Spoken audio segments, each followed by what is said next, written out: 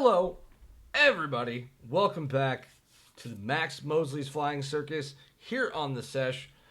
Just Taylor and I this time. No Brothers Hunt. If you haven't seen that, I'll put a card up there for you to go check out that episode. That one, I might be biased saying this, but that one was a banger.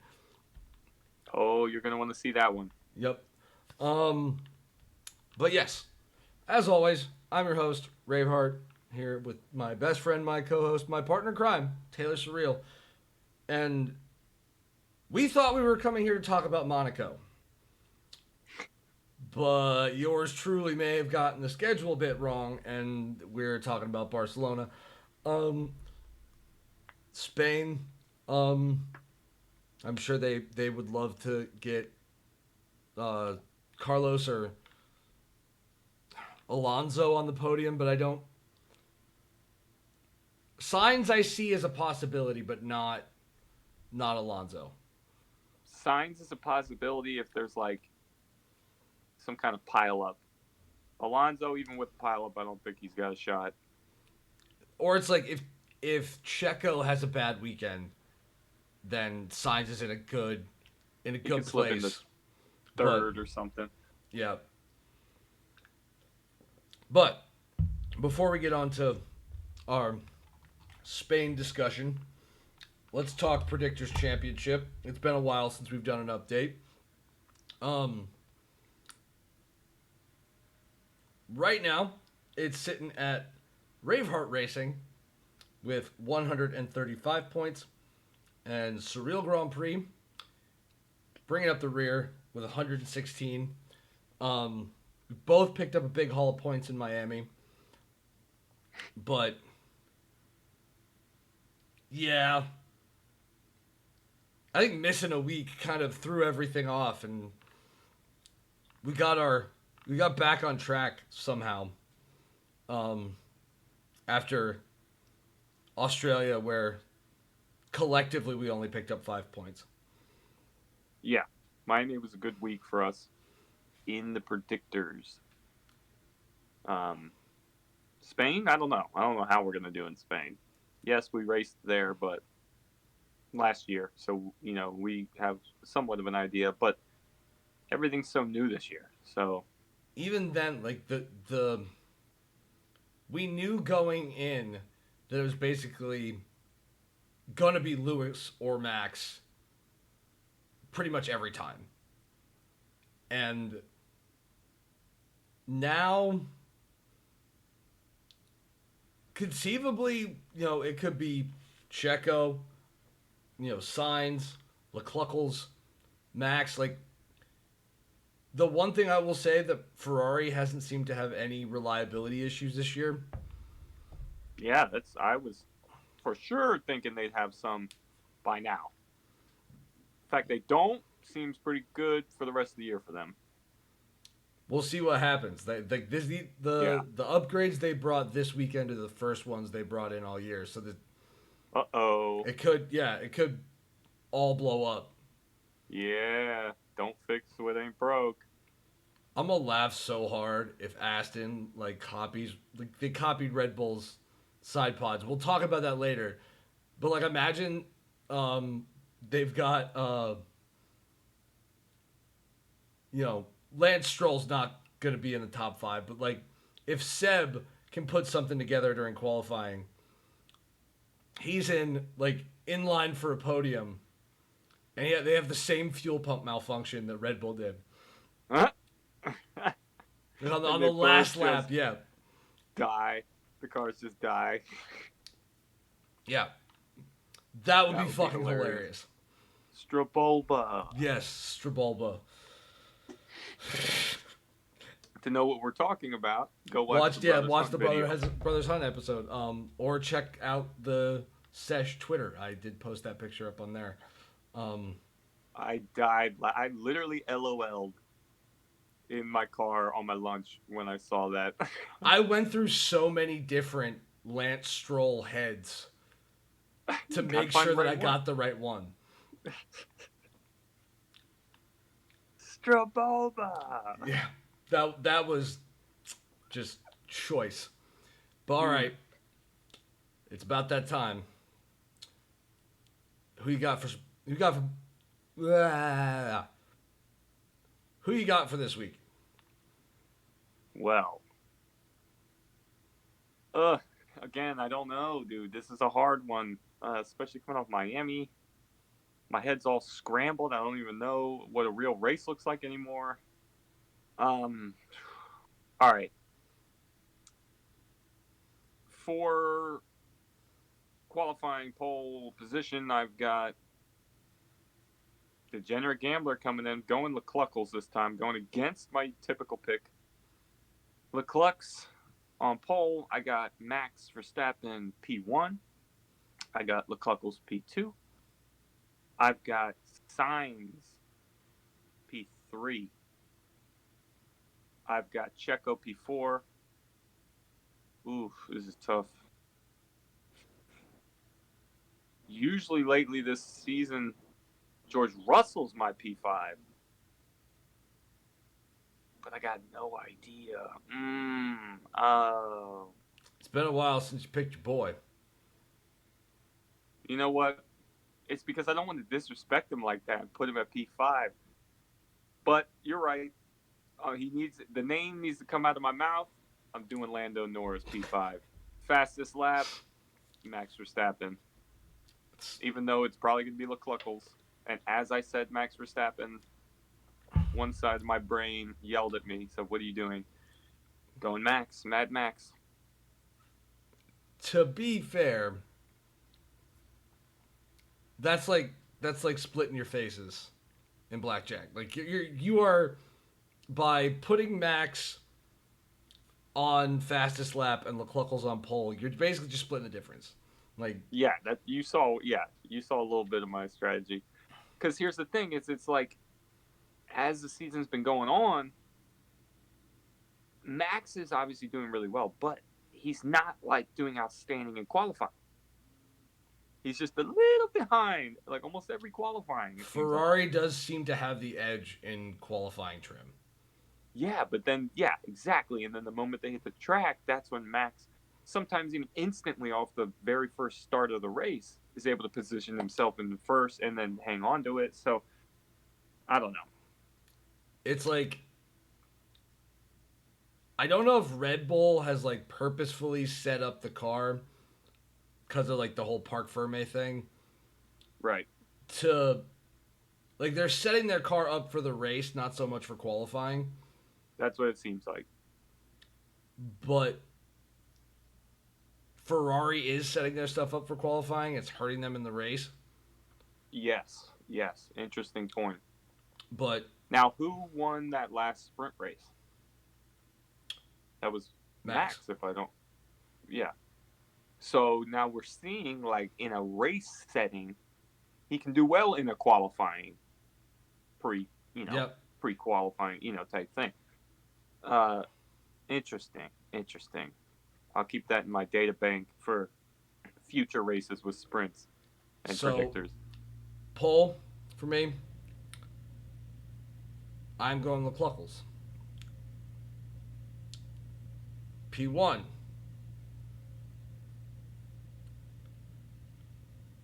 I gotta go Lecluckles. I knew you were going to do it. I just have that, I knew it. The whole thing is like last year it was we both just kept picking Max because we didn't like the other option. Right. Now, Lewis Hamilton taking the corner. That's my Bill Burr. I can get behind Monsieur Lecluckles. Unless he's driving an expensive car around the Monaco track. Yeah, like don't put Lecluckles in Niki Lauda's Ferrari and let him go through Rasgas. I will still say that I think it was very funny that Susie Wolf the next day posts a picture of her, Toto, and their kid right next to that fucking car. It's like a little too close to that car, if you ask me. For like, Toto, what were you doing? Hands. Like Toto's watching him go around the track, and that right when he's approaching Razgat, Toto's like, and there we go, perfect. It's like, did you loosen his brake pads or something? Like, What did you do? yeah, He what'd you pulled us do, Toto? he pulled us a bulba. He walked past casually and just kind of like broke something off. I don't think Lance Stroll was there last week. Maybe he was, I don't know. But, yeah, so P1, LeCluckles, P2, Mad Max Verstappen, P3, Checo Perez, P4,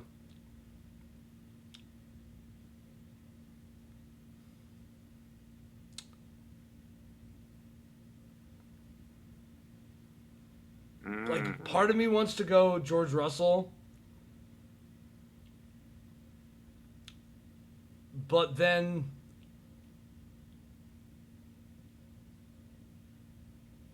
you know what? Carlos Sainz, P4. P5. Sebastian Vettel. Well, I think the green Red Bull the green, yeah. is gonna come good. Like, what was the team in the past that like identically mimicked the one car? Racing Point. And what was Aston Martin before it was Aston Martin? Racing Point. There we go. So this is the team that gave us the pink Mercedes, Racing Point, who are now giving us the green Red Bull. We'll get to that in a minute. So yeah, P5, we're going Seb. Fastest lap, Mad Max Verstappen. And since we started talking about, let's go for it, the green Red Bull. Here's my theory behind it. Is that they came out with their design, maybe not necessarily knowing that it was going to be bad, but being fully aware that, this isn't going to be as good as it could be. But we're going to watch and we're going to see who's got a concept that works and avoids the kind of things that our drivers say they don't want. That apparently appears to be what Red Bull is doing, so Aston's giving it a shot. Hilarious.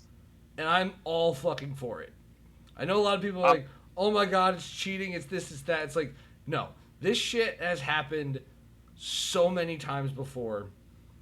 And the ingenuity that you need to be able to just look at something and then recreate that. That's not just cheating. That takes skill in and of itself. Yeah, because it's not like they're allowed to go into the garage and like take the car apart. Got a little Dane Bramage going on there, bud. That was pretty impressive, actually, if I must say. Anyways, they don't get to do that. It's like photos or like from a distance. Like, oh, I see it as I walk past their paddock or whatever. It's crazy. I give it up to Aston, and the reason why is because they're not sticking with something that doesn't work. They're realizing it doesn't work, and they're like, we have to change. We got to change because they're not satisfied. And I love that. Because every team, even the last place team, is like pissed. Nobody's content and satisfied. Not even first place guys are content and satisfied. Like, so it's constant improvement and stuff. And I like it. It is a huge fucking gamble, though. Because like if it doesn't work, high risk. And they've now, it's either revert back to a concept doesn't work, or maybe keep going with the green Red Bull, and try and refine that package to get it to work. With the budget cap, that it's like, this is where Like, everyone said that the new regs are like gonna wipe out ingenuity in F1. No, they aren't, because Not possible. this is where that ingenuity now has to come from. It's how well can you work under a budget? Yeah, that's really what it is. When like Ferrari and Mercedes and Red Bull have basically just had unlimited money to throw at shit for years, to now have them all have to work under that same amount of money. It's like, I wish that's the way it worked for fucking DJ promoters. Because it's like, if you gave the exact same amount of money to every promoter, there would be some who would absolutely have their reputations destroyed because they entirely rely on their budget to be able to throw good shows. It's not because the lineup's good. It's not because the concept is good. It's just because they've got the money to promote it and, you know, rent big speakers. Yeah. Just like with Ferrari and all those guys, it's like... Yeah, the true talent of a music promoter, DJ promoter, or show promoter would shine if they all had the budget. Yeah. The same budget. You'd be forced to figure out clever ways. It's like, for God's sakes, Ferrari is so, like, entrenched as the kind of monolith of F1 that Philip Morris, like, decided to start an entire new company just so they could keep giving them money. Yeah, literally. To continue to give Ferrari money. Because it's not like... it's not like they're getting anything out of that. Well, not directly. I mean, who knows? Maybe there's like a... You know, when a new Ferrari comes out, there's... You know, one for each member of the board that pulls up in front of Philip Morris headquarters in Winston-Salem. It's just like this line of Ferraris. Ah, yes, our Mission Winnow gift has come. Come on, everybody, let's go take a drive. Like, I highly doubt that's how it works, but I don't see Ferrari giving much back in that scenario. But it's like, yeah, I think Aston with this has done...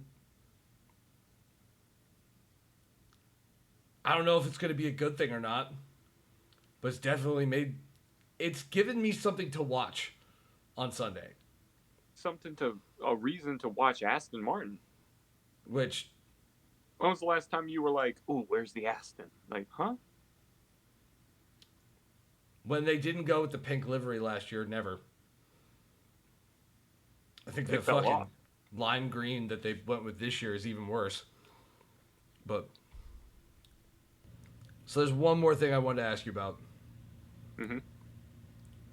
And it's the mayor of New York coming out and saying, yeah, we want an F1 race in New York. Something they've tried to do. It obviously didn't work because they couldn't make it actually work in New York. So they had to try and make it in New Jersey, and that didn't work out.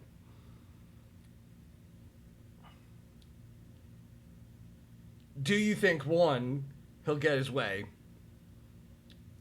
And two, if he does, how bad is that race going to be? One, I think if he wants it, he'll get it.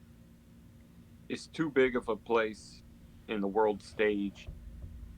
It's too sought after as a destination spot.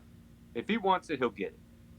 Now, if it's not, if you're not ripping down that main road in Manhattan on a straightaway with the buildings just, all crazy, if that's not the race, this is going to be a travesty. This is going to be absurd. If it's around the fucking Meadowlands Convention Center, just a track laid out like we just had in Miami, or the old one in Vegas in the Bellagio fucking parking lot, this is going to be ridiculous. Like, it's no point at that point it's a cash grab. It's nothing for the spectators. It's nothing for the fans. It's nothing for the sport. It's just a cash grab. My whole thing is it basically has to be that. It has to be that, like, they're going to, MetLife Stadium and racing around that, because you how can you build barriers on New York City streets that are going to be enough to stop an F1 car that like aren't concrete? The same way that you do it in Monaco or wherever else. Like, just one, you can move in the barriers, or like what they do in Long Beach. Just set it up. The sidewalks in New York City are enormous. You have plenty of room, I think, on most of the streets. Not all the streets, probably, when they have to turn. But I don't know. The other problem is it's a grid layout. It would fuck the city for like a month, but no, not even a month. Dope. Like how are like it would literally be only 90-degree corners. That's it. A lot of the corners in the cities are kind of 90 degrees, but then they round it out on the one side. There's just not there's no other way than to have it as 90-degree corners unless you're using the Road of the Americas, which kind of cuts diagonally down. But even then, that's the road I'm talking about. Yeah. But it's like Road of the Americas doesn't take you through like Times Square. Well, fuck that. Who cares about that? I just want to see the big buildings on the other side. If it's not like that, and it's titled New York City Race or Grand Prix or whatever, I'm going to be upset. Maybe New York or Empire State GP or something. But if it's in New Jersey and they call it the New York City Grand Prix, I'm going to freak out. My other thing is I just don't see the logistics. And also, like, I don't see how they're going to be able to lay out a track in downtown Manhattan. Well, here's an idea. There's a beltway, right? But what if they looped it like down the Americas and then somehow found a straight way over to the ramp and then they're up onto the freeway and then they come back down? That would be wild. Yeah, but it's like I just can't see them doing that. And then we have a gradient change too, like elevation drops and stuff.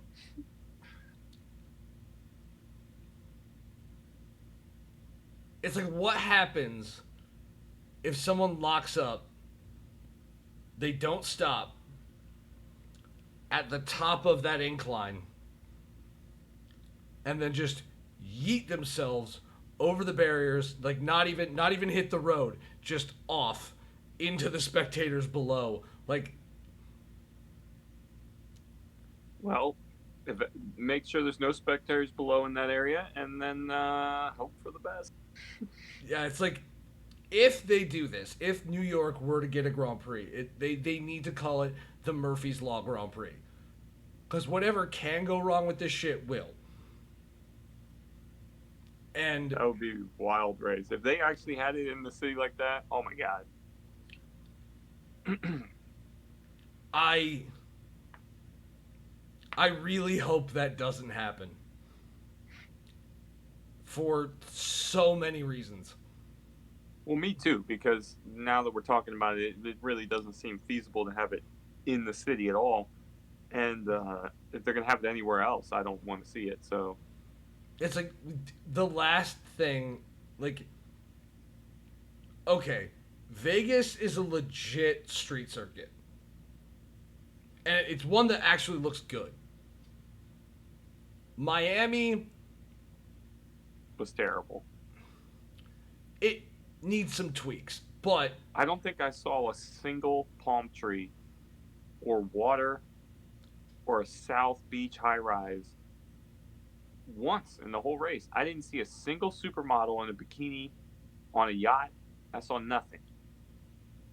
I think that might have more to do with the poor TV direction than anything else. But when I thought Miami GP, I'm picturing the straightaway being right there down Ocean and then they rip past that hotel where Scarface killed the Colombian in front of, and then just like meow meow, just flying down. That would be sick. But no, we didn't get that. We got fake water. I also don't think that we're ever actually going to get that. Well, logistically, probably not. But when people think Miami GP, that's what they're thinking. They're thinking, oh, they're going to be right there. Like, holy shit. No. Yeah, it's Which is another reason why a Monaco GP should have some kind of historical landmark kind of veil around it where it can never be dropped off the calendar, because you get a true, that's what a street circuit is. Yeah, it might be boring sometimes, but like, you're ripping through this. You can drive on that entire track inside the city of Monaco. I think that's dope. And like, cornerstone of F1 is having like those real street circuits. And it seems like either, well, they're making an effort with Vegas. Vegas that will be sick after this logistics conversation, thinking of other cities. The fact that they can rip right down the main strip, that's pretty cool. That's what people want to see. They picture that. I think the other problem is to try and is like it's Jeddah and Miami are the two big examples of it, but like the purpose built street circuit. It's like, if you're gonna build a racetrack, build a racetrack. Don't like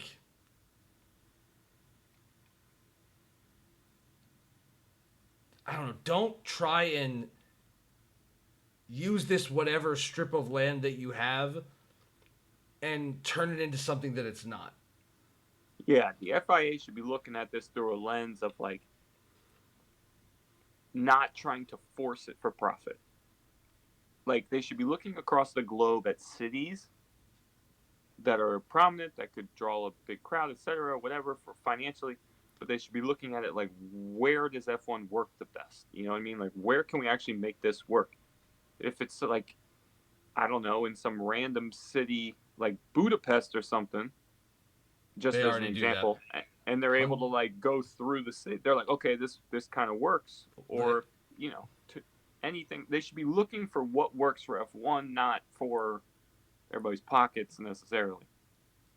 And at the same time, it's also like the idea of constantly doing street circuits, I think, is a mistake.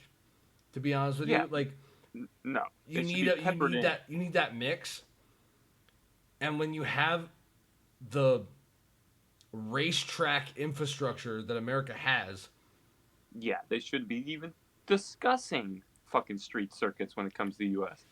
you know, like Good Vegas, point. I can understand Right. because there that's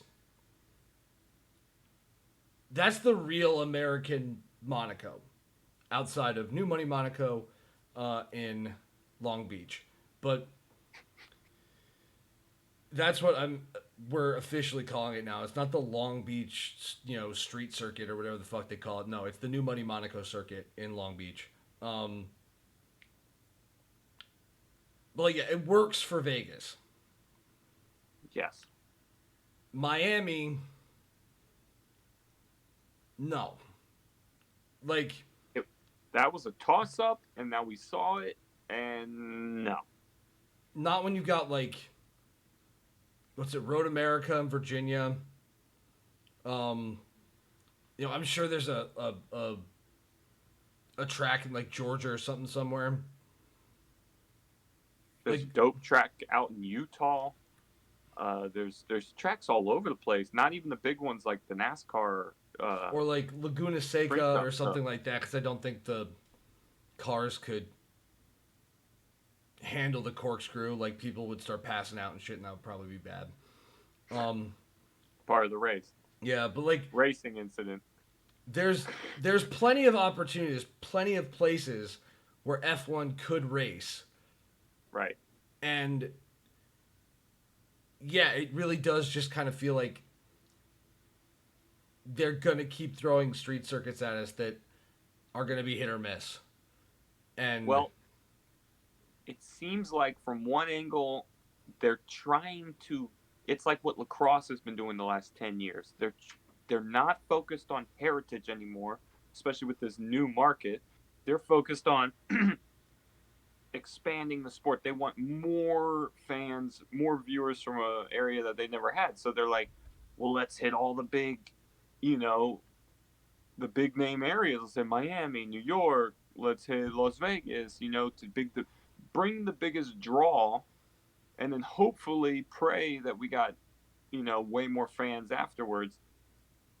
I mean, I get it from that standpoint, how they're trying to grab a new audience, but we're not freshmen in this game anymore. Now we're sophomores, and we no longer, you know what I mean? Like we're opinionated now, and we want kind our of yeah, we tradition and what makes sense. we've spent enough time watching this and kind of dissecting everything to be able to say, like, there are some old school tracks that deserve to stay on the calendar. There's some old Yes. school tracks that deserve to come back.